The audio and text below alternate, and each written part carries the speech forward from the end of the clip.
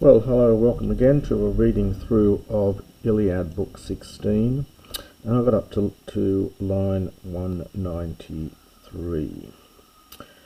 So we've had this discussion, or really a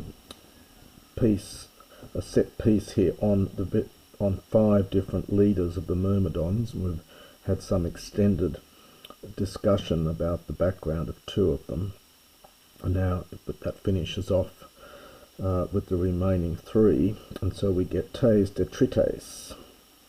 So warlike Paisandra was leading the 3rd, and again we have to supply stikos here, the 3rd rank, the 3rd group. He was the son of Myrmidons, Myrmidons, who was preeminent amongst all the Myrmidons. And now again we get an infinitive for this kind of old dative. He was preeminent at fighting with the spear after the comrade of the son of Peleus. And that of course is referring again to Patroclus. And we don't hear any more about him, and then we're told that Phoenix, the Hippalata, this is again from Hippos and the Alauna route of driving, so Phoenix driver, the old man Phoenix driver of horses, ruled the 4th rank, or the 4th group. No more about him, and then we get that Alcimedon, the blameless son of Laerces, he was in charge of the 5th group. But when Achilles, now this krinos here, interesting, it's from krino.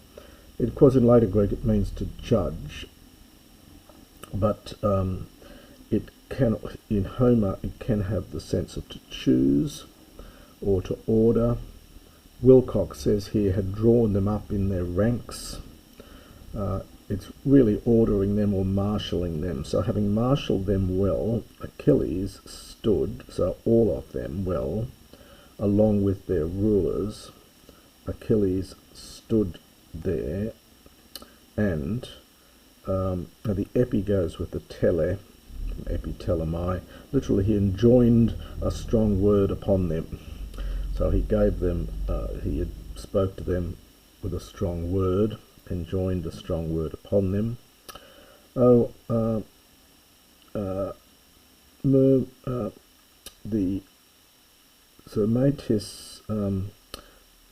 Myrmidons, now the more here I think is an ethic dative, so you can't really translate it. So it's let no one, we get here very interesting form. It's a reduplicated aorist imperative from lanthanamai, to forget, and it takes a genitive. So it's a 3rd person singular imperative, aorist imperative.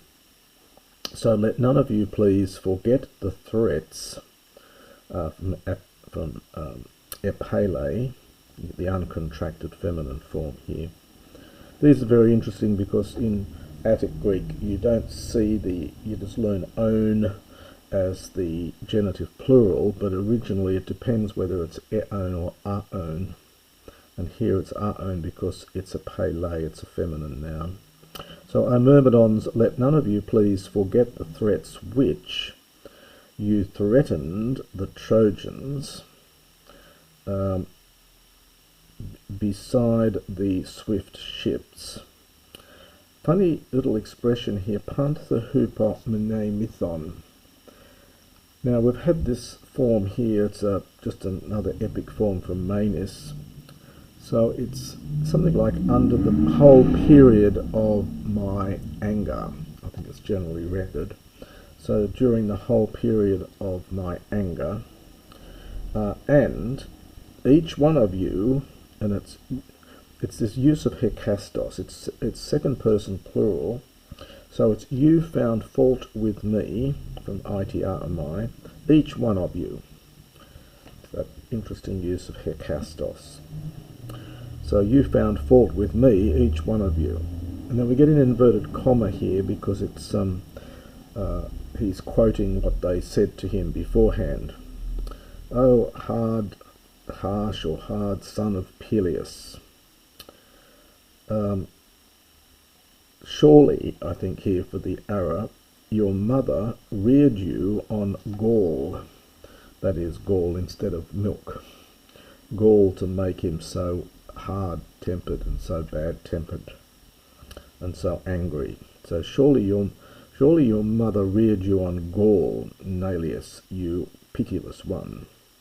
We've seen this before. It's ne plus the root, no, elios root. Who, you who held, understand held back, your comrades against their will, them being unwilling, beside the ships. Although we, Neomatha, we would go home with our ships, on our seagoing ships, our Ponta Poroisin, Althis back again. Sorry, no, it's not. It's a hortatory subjunctive, isn't it? So they're saying, let us go home, let us go back home, indeed, with our sea-going ships, since a terrible anger has fallen on your soul, the soul for you, Hodi, in this way. So since in this way this terrible anger has fallen upon your soul. Tautame and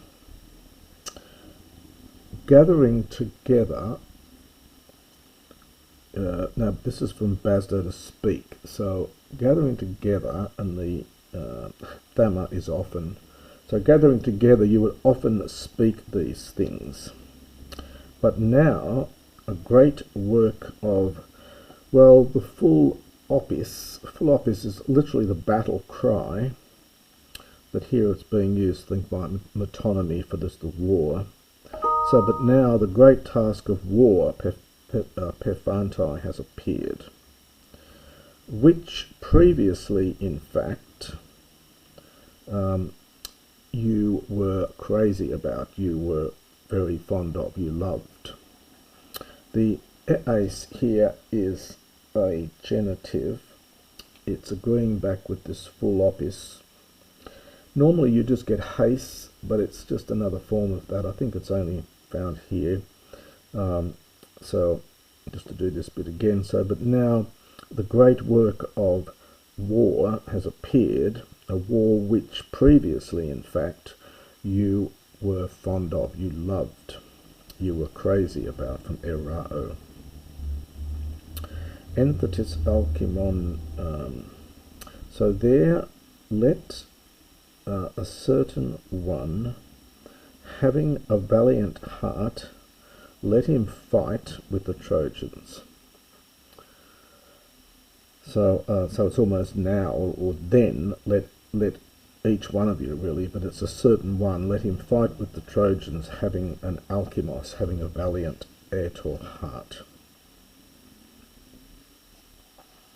Hos apone, thus speaking, he stirred up the strength and soul of each man. Marlon, Marlon Distiches Arthen. Yeah, Arthen is connected with Ararisco. This is the third, although despite the form of this actually is a shortened form of the third person plural passive. Stiches is from that sticks, that ranks. So it's the ranks were packed even more. So the ranks were tightly packed. In other words, all of these soldiers have moved in beside each other. They've moved in very closely. So when they heard the king, the ranks packed in even more. as when a man, and then we get the, we've had that root from ararisco here, now we get the verb here, arare. The root of it is just ara, it's a reduplicated present form. This is a subjunctive here. So whenever, as when a man might fit together, might put together perhaps a wall of a high house with thickly packed or closely packed stones. Participle here, elienon, avoiding the strengths of winds, so avoiding the force of the wind, plural for singular. Thus, so in that way, thus the helmets and the shield, the embossed shields, araron, were fitted together. Aspis aspid erade. So a shield, a shield, erade, rested against a shield, a helmet against a helmet, and a man against a man. Just note lovely chiasmus here. We get nominative, accusative, and at the end you get the reverse, accusative, nominative. You get a nice chiasmus. Might be for the sake of meter, but it's still very effective. Greek likes to use chiasmus of flipping two things around. So just quickly to do that bit again then. So the ranks packed in even more tightly when they heard the king, as when a man fits together or puts together a wall of a high house with closely packed stones, avoiding the force of the wind. Thus did the helmets and the embossed shields fit tightly or fit closely. Shield rested against shield, helmet against helmet, man against man. Psaon, this is from psao, this is imperfect. So they were touching, hang on, the subject here is Corythus. The helmets, the horse-haired helmets were touching with their bright phalloisi. Now there's debate about what this is. It's part of a helmet. It's either the top of the helmet or it could be the metal ridge where the plume was fixed. People just translate this as the ridge of the helmet. So the horse-haired helmets were touching with their shining edges, perhaps, of them as they nodded, as they moved their heads up and down. This is a tentative participle here from nuo. Thus they stood, puknoi, closely packed with one another. Thus they stood closely packed with one another. The image here is interesting. Exactly what the image we're supposed to have is, I'll leave it to the commentators to discuss. It seems to be that they're really joining together. They're showing their solidarity by all moving in close to each other. And that is the next part of chapter 16.